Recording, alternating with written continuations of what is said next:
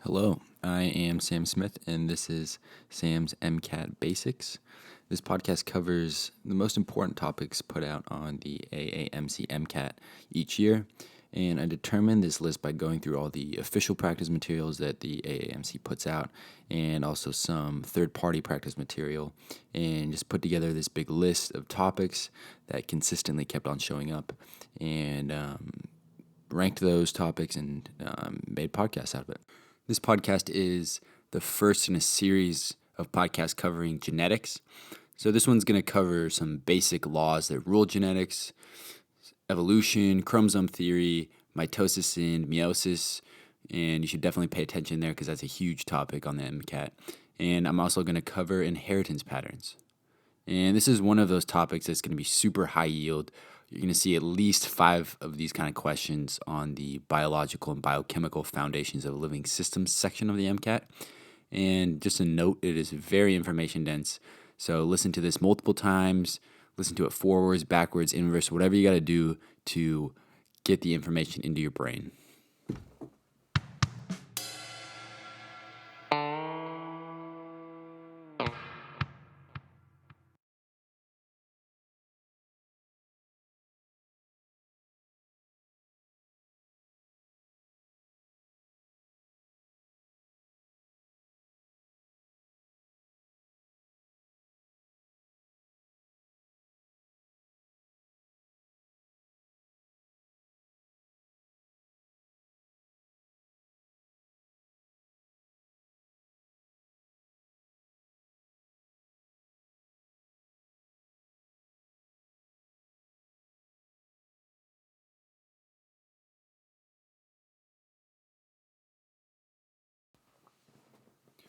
All right, so the first thing I want to talk about here is a little bit of background on genetics of how the field kind of developed and what some important discoveries were and some important scientists that first kind of worked in this field and first made a lot of discoveries. And I want to talk a little bit about Gregor Mendel, who was kind of known as the father of genetics, and then I'm going to also talk about Charles Darwin and Walter Fleming. So Gregor Mendel is a scientist that was alive and living in the 1800s and is most well known for his experiments with pea plants. So in Mendel's early experiments, he tried to kind of play with 7 different characteristics of pea plants. And so that was plant height, the pod shape, the color, seed shape, and seed color, and flower position and flower color. So taking seed color as an example, Mendel showed that when breeding a yellow pea and a green pea that were true yellow and true green, their offspring always produce yellow seeds. However, in the next generation, say you took these yellow-seeded offspring that you just made and you breed them, he noticed that the green peas appeared in a ratio of 1-3. So there was 1 green pea and 3 yellow. And so to explain this phenomenon, Mendel coined the terms recessive and dominant to refer to certain traits. And more importantly for the MCAT, Mendel came up with 3 different laws. And first of all, it's important to note that all of the 3 of these laws have exceptions, but they laid the groundwork for modern genetics. So the first law was called the law of segregation, that said that each inherited trait is defined by a gene pair. So parental genes are randomly separated to the sex cell, so that sex cells contain only 1 gene of the pair. Therefore, the offspring inherits a pair of these alleles, 1 from each parent. And the second law that Mendel came up with is called the law of independent assortment. And so this basically says that genes for different traits are sorted separately from one another so that the inheritance of one trait is not dependent on the inheritance of another trait. However, we now know that certain genes can actually be linked together. That's important to remember when you are thinking of this law, that it's a major exception. And lastly, Mendel came up with the law of dominance that says an organism with alternate forms of a gene will express the form of that gene that is dominant. And so I will later on discuss some of the exceptions to that law. Importantly, though, know those laws for the MCAT. The next important figure in genetics I want to talk about is Darwin. So Charles Darwin came up with the theory of evolution. So he visited an island. I'm sure you know the story. I believe it was in Galapagos, and was basically going around and checking out all these different bird populations and noticing that these birds all had these certain features that gave them advantages based on where that certain population lived. And you notice, though, that they were all, I think, from the same species, or, they're all the same birds, but he basically said they diverged at some point. They all started living in different places, developed their own distinct mutations that had advantages. So he had five main observations when he was formulating his theory of evolution. It was, number one was that all species have such great potential fertility that their population size would increase exponentially if all individuals that were born go on to reproduce successfully. In other words, animals are not limited by their fertility. They can make babies easily. He's getting at the point here that animals must be able to survive for long enough in order to reproduce. They're not limited by their fertility. Instead, they're limited by their survival. Number two, he recognized that populations tend to remain stable in size, except for seasonal fluctuations. A good example of this is how the population spikes in, I believe it is August, and so in the U.S., and so you can look back and say, okay, well, August babies were most likely conceived in early February. And so you look back, what happens in early February? Well, it's the Super Bowl, you probably guessed. So what happens is these people, based on that time, everyone gets very happy, gets excited. The men get very excited, and they have lots of babies. And so that would be an example of a seasonal fluctuation. And this example was completely made up, but you get the point. Darwin's third observation was that environmental resources, such as food and shelter, are limited in these populations he was observing. And the fourth observation was that individuals of a population vary very extensively in their characteristics, to the extent in which there's no two individuals that are exactly alike. And this impacts their own ability to survive and reproduce. And his fifth observation was that much of this variation between individuals is genetic and therefore heritable. On this basis, Darwin formed his theory of evolution. He coined the little phrase descent with modification, which basically is the idea that its species change over time, which give rise to new species, which all share a common ancestor. And he said that that the mechanism for evolution is natural selection. Natural selection is the idea that organisms that are better adapted for survival in their environment tend to live for longer, and because they live for longer, they tend to produce more offspring. I want to make it very clear here too. It's not natural selection doesn't work because it makes something live for longer. Natural selection could make an organism live for longer, but if it diminishes their ability to reproduce, it's not going to be natural selection. So natural selection hinges on the fact that it helps organisms produce more offspring. That's the biggest key, more offspring. All right, so now that I've talked a little bit about the early important genetic figures, Mendel's work, and then also the theory of evolution put out by Charles Darwin, I'm going to talk about chromosomes and DNA.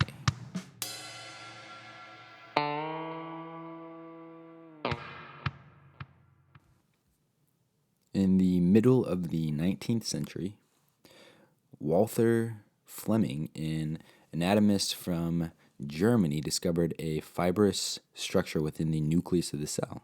He named this structure chromatin, but what he actually discovered is what we now know as chromosomes. And so by observing this chromatin, Walther correctly worked out how chromosomes separate during cell division, which is mitosis. And later on, American Walter Sutton found it possible to distinguish individual chromosomes undergoing meiosis. And he did this by looking at the testes of grasshoppers, and he was able to correctly identify the sex chromosome. And in the closing statement of his 1902 paper, he summed up the chromosomal theory of inheritance based around 3 principles. Number 1, chromosomes contain some kind of genetic material. Number 2, chromosomes are passed from parent to offspring. And number 3, chromosomes are found in pairs in the nucleus of most cells. And during meiosis, these pairs separate to form daughter cells. And he also noticed that during the formation of egg and sperm cells, chromosomes separate. And lastly, he noticed that each parent contributes 1 set of chromosomes to its offsprings. So one important thing to obviously know for the MCAT is how many chromosomes humans have. So humans have 23 pairs of chromosomes called homologous pairs. So that's 46 in total individual chromosomes. And each of these chromosomes has 2 chromatids. So and these are called sister chromatids, so you have 92 chromatids. And during active cell division, when the cell is replicated its DNA and it looks like that classic X you've seen, this is when it's got that 92 chromatids. However, after the cell has undergone division, it only has 46 chromatids because you no longer have that replicated copy of the chromatid. And you'll definitely get a better understanding of this when I start to talk about mitosis and meiosis. And so there's another term you're definitely going to see on the MCAT called ploidy. And what is ploidy? Probably the most confusing questions I've seen on the MCAT are about ploidy. And so ploidy is the number of sets of chromosomes in a cell. So for humans, we have 2 sets of chromosomes, one from our mother, one from our father. So we are said to be a diploid organism. And so you have to remember this is sets of chromosomes we're talking about. We're not talking about sister chromatids. That has to do with something else. So when you think about sets of chromosomes, think about ploidy. Another example of ploidy is trisomy 21. So this has been implicated in Down syndrome. So that's when we have 3 different chromosome 21s, again called trisomy. Think about ploidy. That's 3 sets of chromosomes.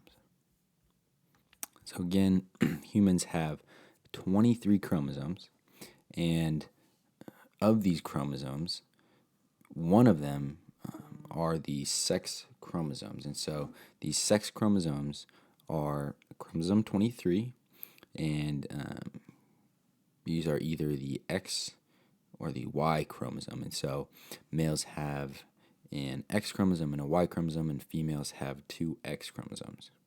However, something important to remember, something that I didn't really know, is just because a male has a Y chromosome doesn't necessarily mean that all of the genes related to male characteristics come from that Y chromosome. It's a little more complicated and convoluted. And so something kind of interesting is that some of the genes that play a role in penis size are actually found on the X chromosome. So you do the math now on what is partially inherited from your mother. It's worth noting, too, that it might not exactly work this way. If you know more about this topic than I do, don't be mad at me. But I thought this was kind of an interesting example of how not all genes on the Y chromosome relate to, giving you your male characteristics. Another important little subtopic here I'm going to mention is X inactivation. And so you might see this at some point on the MCAT. So as I just said, women have 2 X chromosomes. However, your body needs to make sure that you don't produce twice as much of the proteins encoded by the X chromosome, right? Because you have 2 of them. Well, one of these X chromosomes is inactivated. And so once it's inactivated, it becomes what's called a bar body. And the bar body is transcriptionally inactive and tightly wound heterochromatin. And so, what is heterochromatin? Well, it's another term you're going to want to know, and it just means Tightly packed DNA. that is not actively transcribing genes that make proteins. And so, this is closed up DNA that can not produce proteins, or is much worse at producing proteins than the other form, which is called euchromatin, which is loosely packed, actively transcribing DNA. And so I wanted to mention real fast, an interesting case that involves euchromatin and heterochromatin is in the retrovirus called HIV, which, if you've heard of, I'm sure you should know for the MCAT, but can eventually go on to produce AIDS, destroys your immune system.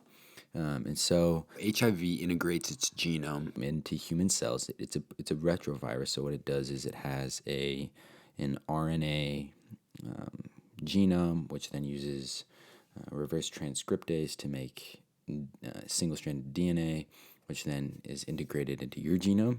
And so most of the time, as you can imagine, this viral DNA is integrated into euchromatin, right? Because if the virus can't really produce proteins or produce its proteins, it's not going to do anything. It's just going to sit there. However, every once in a while, in rare events, HIV actually integrates into heterochromatin or closed chromatin, and this is part of the reason why HIV is so hard to cure, because there's something called the latent reservoir, and so there's these lymphocytes that are infected with HIV that have this genome that's integrated into this closed off portion of the DNA. So it's not necessarily producing any viral proteins. There's no sign that this cell is actually infected with the virus until, of course, it's activated. And now you start producing different proteins. Your chromatin structure changes. And now let's say you start making these viral proteins. Well, now you're making the virus again. So, in other words, you can make these drugs that are targeted at these cells, but if these cells aren't actively producing viral proteins, you're not going to be able to really kill them. So this is a big reason why HIV is so hard to cure, and why patients that have HIV must stay on a antiretroviral therapy for their entire life. And HIV is a really very cool, interesting virus. I've done some work on HIV, and I don't mean to make light of AIDS. It's a horrible disease, but it's a very interesting thing, and I'll go on a little bit. I'll talk about how the different reading frames are very interesting in the HIV virus. Once I start talking a little bit about transcription, translation, and then protein production, I will definitely talk a little bit more about this. But just know, very, very interesting virus. Also important for the MCAT. I bet you'll probably see, even if it has nothing to do with HIV, you'll see some kind of HIV question, or you'll see it mentioned at some point on the MCAT. So next I want to talk a little bit about chromosomal mutations. So there's 4 main types of mutations that you'll see. And again, we're talking about chromosomal mutations. And so you might see a duplication event, a deletion, an insertion, or a translocation, which I think the last one there is probably the most difficult to remember. So a duplication is what it sounds like. A portion of the chromosome is duplicated, resulting in extra genetic material. A deletion, also what it sounds like. You delete some kind of segment out of that chromosome. An example of this is Jacobson syndrome. And people with this have intellectual disabilities, which will range from mild to moderate, depending on the number of deletions from a certain chromosome, and most of these children that have this deletion have problems with assembling new information or adapting to novel situations. And then you might have a mutation known as a inversion, and that's when a portion of the chromosome is broken off, turned upside down, and then reattached, and therefore part of that genetic material is inverted. And lastly, the last mutation, called a translocation, is where a portion of one chromosome is transferred to another chromosome. And so there's two main types of translocations that you're going to need to know. The first is reciprocal translocation. That's where segments from two different chromosomes have been exchanged. And this is like the holiday cookie party. So, you going around, you're exchanging cookies with your friends. Your friend gives you a chocolate chip cookie, and you give them, a ginger snap or whatever. So you get some, they get some. The other type of translocation is called a Robertsonian translocation. And so that is when The short arm of one chromosome basically flops with the long arm of the other chromosome. So you take two chromosomes and you trade long arm, short arm, and you basically create one chromosome with two long bits attached at a centromere, and then another chromosome with two very short bits. And so you can kind of think of this as, let's go back to the cookie party example, and this is basically where, let's say you bring a plate of cookies, and your friend only brings one cookie to the cookie party, and yet they go around and they grab a plate, and then they go collect 10 different cookies from everyone who's there, but they only showed up with one. Shit ain't right. In humans, these only occur with chromosomes 13, 14, 15, 21, and 22. So I'm gonna talk a little bit about what a centromere is, but that's essentially just the center of the chromosome. So this is like, if you think about the chromosome as an X, this is where all those lines connect, is the centromere. Alrighty, now that I talked about chromosomes, let's talk a little bit more about chromosomes, really. But let's talk about mitosis and meiosis. So a cell's life is divided into two major phases. And to keep in mind, this is for eukaryotic cells, or cells that have a nucleus. So these two main phases are interphase and the mitotic phase. Interphase is further divided into three other stages called the G1 phase, the S phase, and the G2 phase. In the G1 phase, cells increase in size, and the G1 checkpoint control mechanism ensures that everything is ready for DNA synthesis, which is the S phase. And so during the S phase, DNA replication occurs. And then the G2 phase is the gap between DNA synthesis and mitosis. So the cell continues to grow, and the G2 checkpoint mechanism ensures that everything is ready to enter the M phase, or mitosis. And so, as I was saying, the other main phase of the cell life cycle is the mitotic phase. So after G2, the cell will enter the M phase and undergo mitosis.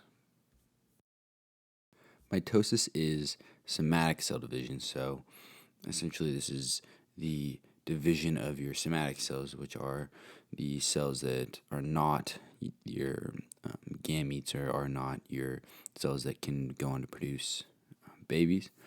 And so mitosis is further broken down into 4 stages, and you can remember the abbreviation PMAT, and that'll kind of lead you through these steps. So the P is prophase, the M is metaphase, the A is anaphase, and the T is telophase.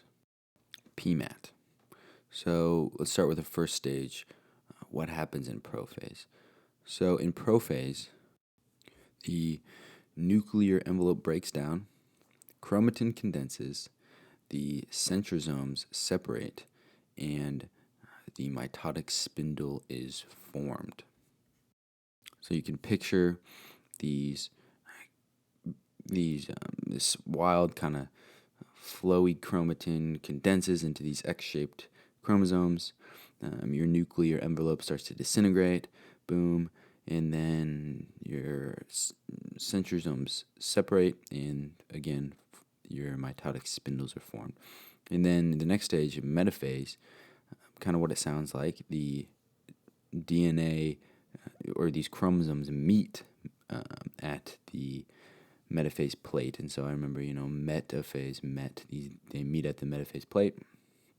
And this is due to the mitotic spindle pulling these sister chromatids via kinetochores. And so if you remember, kinetochores are these little center parts of the chromosome. So these mitotic spindles attach to the kinetochores, and they pull these sister chromatids to be able to line up at the metaphase plate. And then moving on to anaphase, once the chromosomes are all lined up, the centrosomes push out and the microtubules shorten, and this pulls these sister chromatids apart. So again, sister chromatids line up the plate. Anaphase is pulling those sister chromatids apart. And then telophase, the last step of mitosis, basically everything that's done in prophase is redone. So the nuclear envelope reforms, these chromosomes decondense, and the mitotic spindle breaks down. And then you'll have a simultaneous process called cytokinesis, which is basically just the separation of two cells.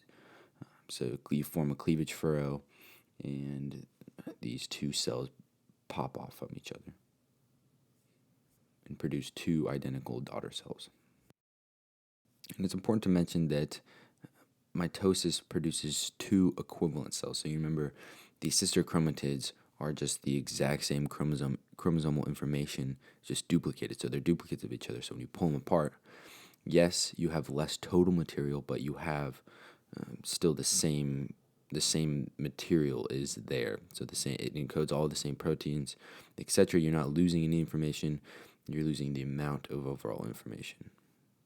So mitosis, pretty easy to remember.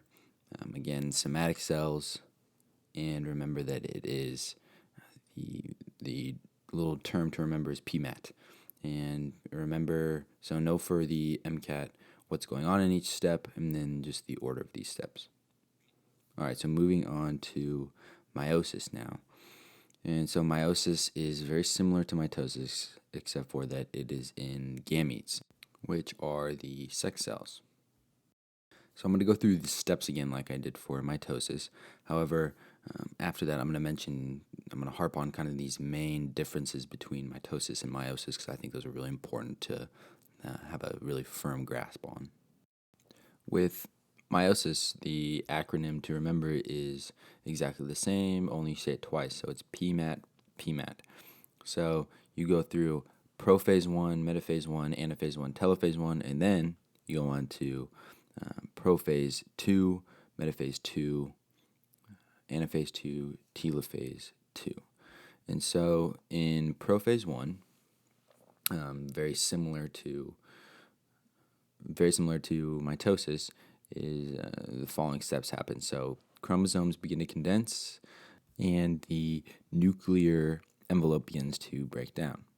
Now, there are some events that happen that aren't quite the same as in mitosis, and so one of those is synapsis. And so this is where homologous chromosomes line up, and then after this occurs, crossing over of these chromosomes occur, in which they exchange bits of genetic information in a mostly random manner.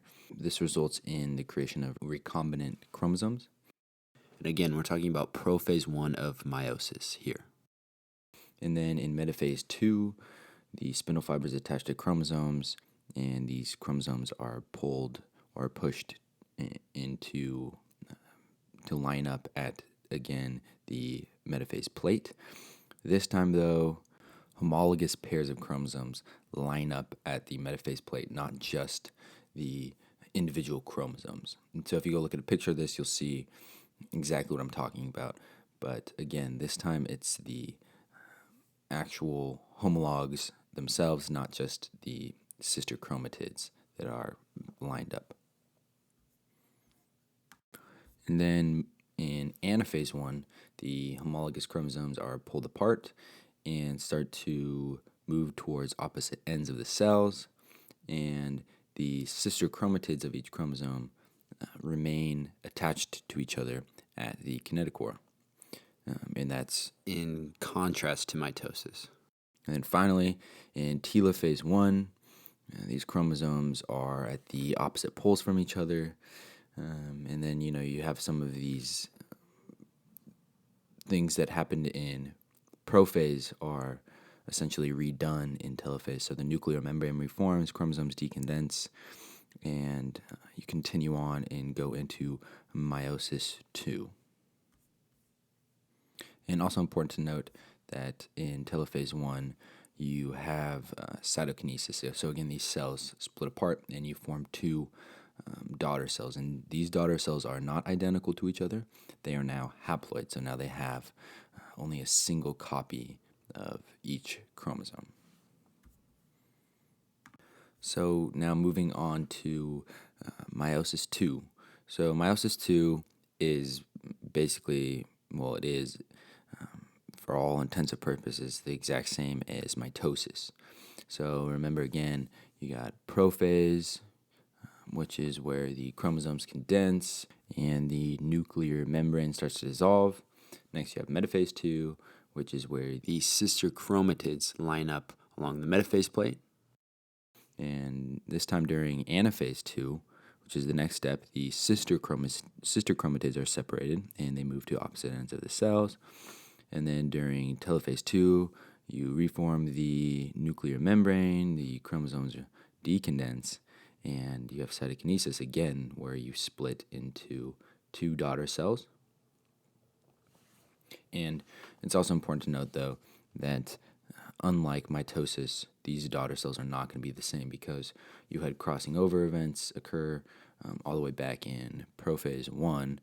And so these sister chromatids are not exactly the same. They have some different recombinations. And so when they are separated, there's going to be a little bit different DNA in one cell versus the other when they split. So to recap, meiosis. So you start with one cell. You go through meiosis 1. You have two different cells that are haploid and that have these recombined chromosomes, and then those two cells go through meiosis 2, and they split into two more cells. So you, in the end, you create 4 haploid cells, each with a different DNA, different genes. And so real quickly, I just want to kind of summarize these main differences between mitosis and meiosis. So if we take mitosis as kind of the base case, what are the differences, or what are these different things or processes that occur within meiosis? The first is synapsis, and so this is where the homologous pairs of chromosomes kind of meet up, and then once they're met up, they exchange bits of information, bits of DNA, which is called crossing over. And lastly, the cells that are produced by meiosis are haploid, which means that they only have a single copy of each chromosome. And the last thing I want to mention is how meiosis produces lots of genetic diversity and how these gametes are all different from one another. So this genetic diversity comes from two main points in meiosis. So when crossing over occurs, it's very random. So you might have a little bit of DNA from this portion of the chromosome that moves over to this portion, and then you have a different portion that's swapped in this chromosome. So different chromosomes cross over at different points, it's random. So that's the first factor that contributes to genetic diversity during meiosis. And then the second is that these homologous pairs line up or orient in a random way.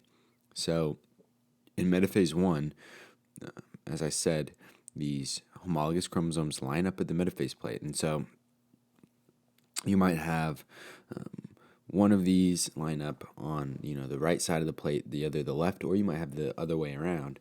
And then when these chromosomes are pulled to the poles and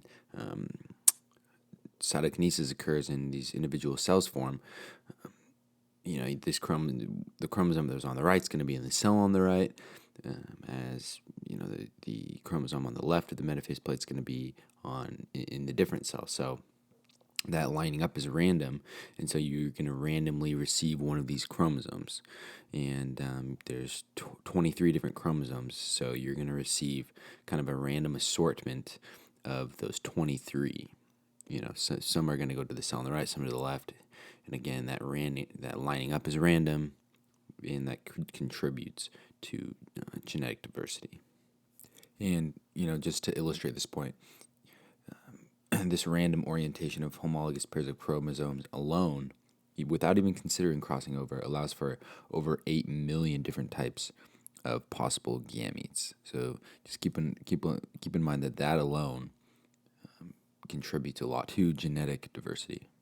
All right, the next thing I want to talk about and kind of clear up are these three highly similar terms that are kind of confusing, at least to me when I was studying. These terms are centrosome, centromere, and centriole. And you've probably heard me say these a few times during this podcast when I was talking about mitosis, meiosis, etc., talking about chromosomes. So the centrosome is an organelle that produces spindle fibers that are required for cell division. And the centrosome contains two centrioles, which are these cylindrical organelles that live inside the centrosome, and two of them again make up one centrosome. And then lastly, we have the centromere, which is the region of the chromosome where the spindle fibers attach during anaphase. So now that I covered meiosis and mitosis and cleared up a few confusing terms, I want to talk about genes and phenotypes.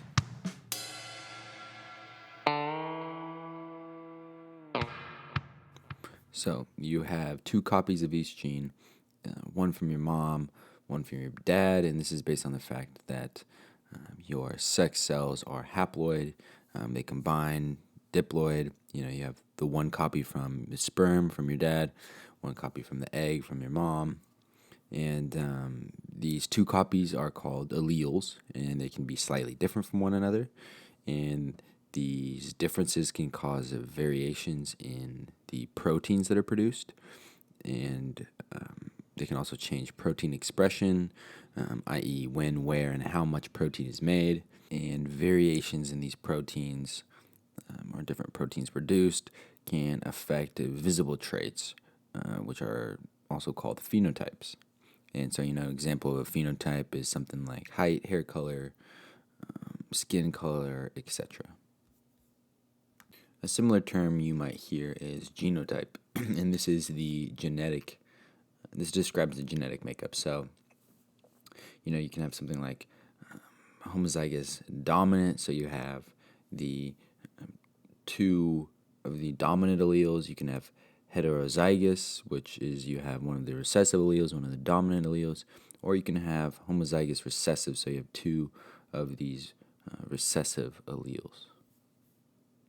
So what exactly is a dominant allele? Well, a dominant allele is something that shows its effect in an individual when there is only one copy of that allele present. So in other words, it overrides, this may be less dominant allele or this less important allele.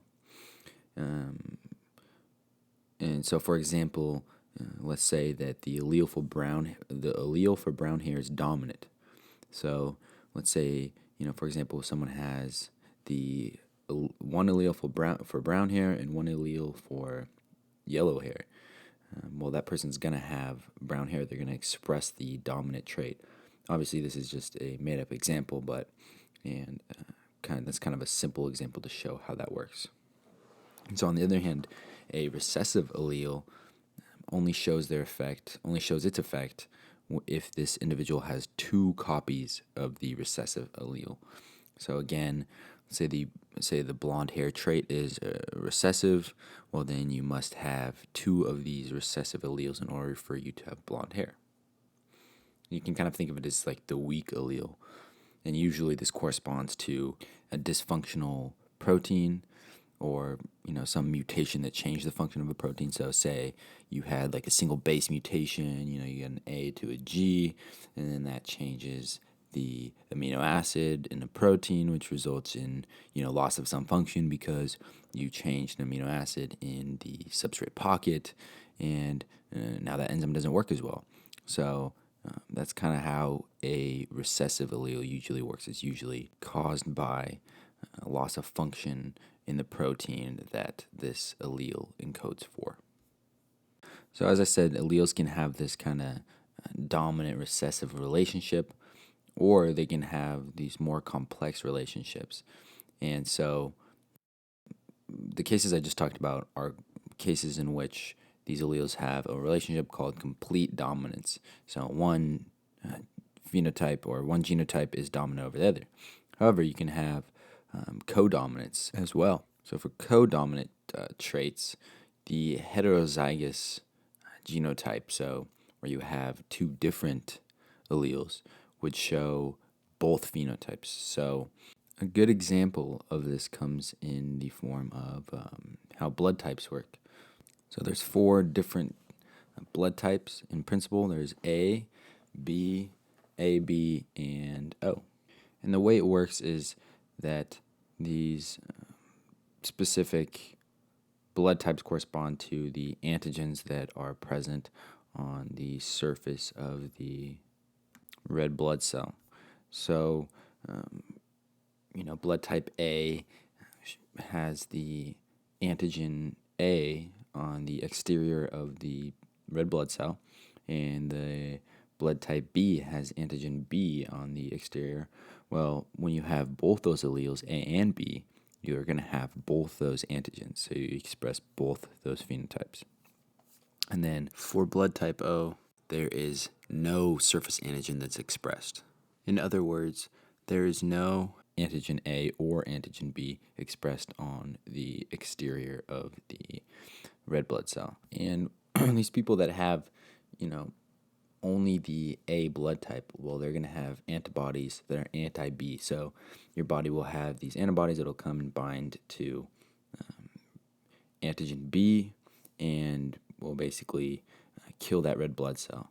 So they can't have blood type B donated to them. And same case for blood type B.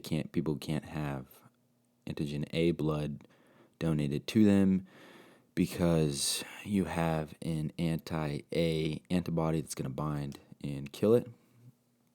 And blood type O, though, however, has no antigen on its surface, so that's the universally accepted or universally donated blood. Anybody can have that transfused into them because it doesn't have any antigen, so no antibody is going to bind and kill that red blood cell. On the other hand, people that are AB are the universal receptors, so they can be donated any type of blood, A, B, or O, and that's because their body doesn't have anti-A or anti-B antibodies. In other words, no matter what type of blood is donated to them, their body's not going to attack and kill those red blood cells. So that was just a quick bit on blood typing. Again, that's going to be important for you to understand on the MCAT. And also, it's an example of codominance. Another way that genotypes can be expressed as phenotypes is in the form of incomplete dominance.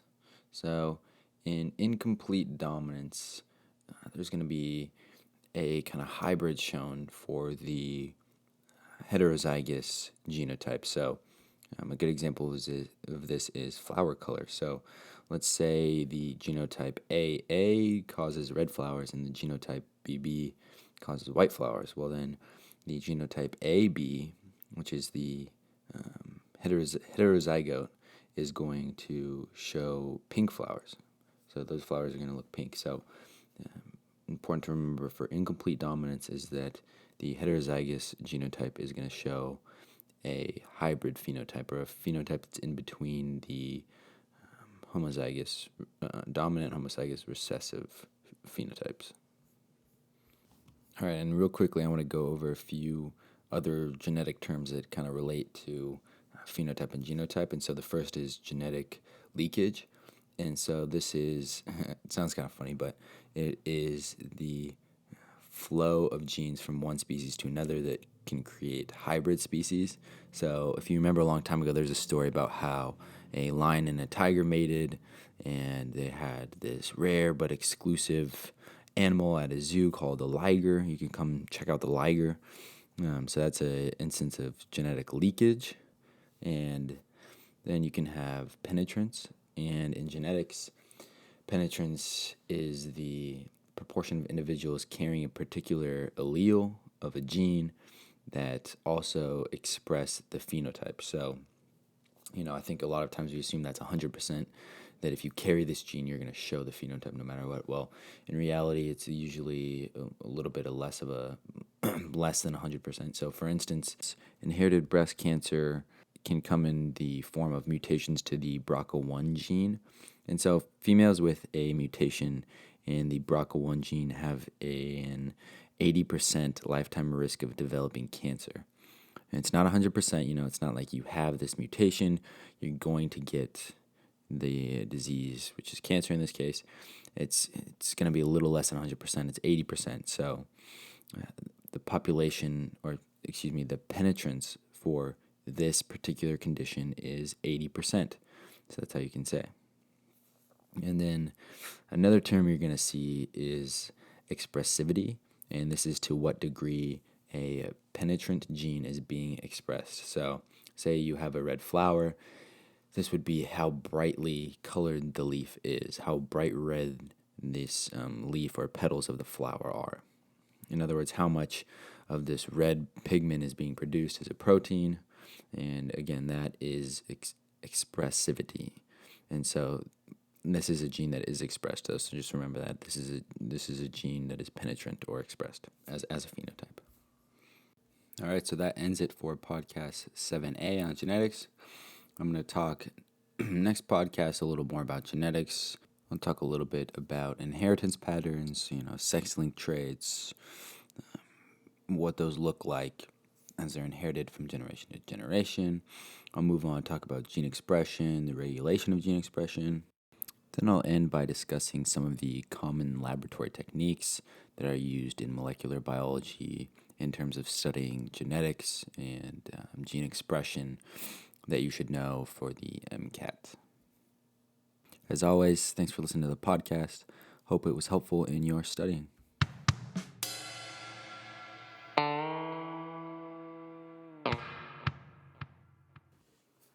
Now for the MCAT advice of the day segment. So my advice today is find something that you enjoy doing while you're studying that still helps you study. So an example for me is, I would read books that I enjoy reading, but that it helps you with, the cars section, or you want to be able to read and understand text. So, that helps with the car section. I also listen to a lot of medical podcasts. So there's a great one called The Drive, put out by Peter Attia, and he'll use a lot of terms that you'll see on the MCAT, a lot of different stuff. And then there's another one called BS Medicine Podcast, or Best Science Medicine Podcast, and they talk a lot about different kinds of studies and, again, a lot of words you're going to hear on the MCAT, a lot of stuff that you might not be familiar with, but, once you hear them say it a few times, like, oh, okay, that's what an odds ratio is, or that's what a randomized controlled trial is, etc. So I think do stuff that you enjoy, but that also helps you learn, and then that way you're always in a way you're always studying, or always kind of pushing yourself a little bit forward, helping yourself out a little bit more.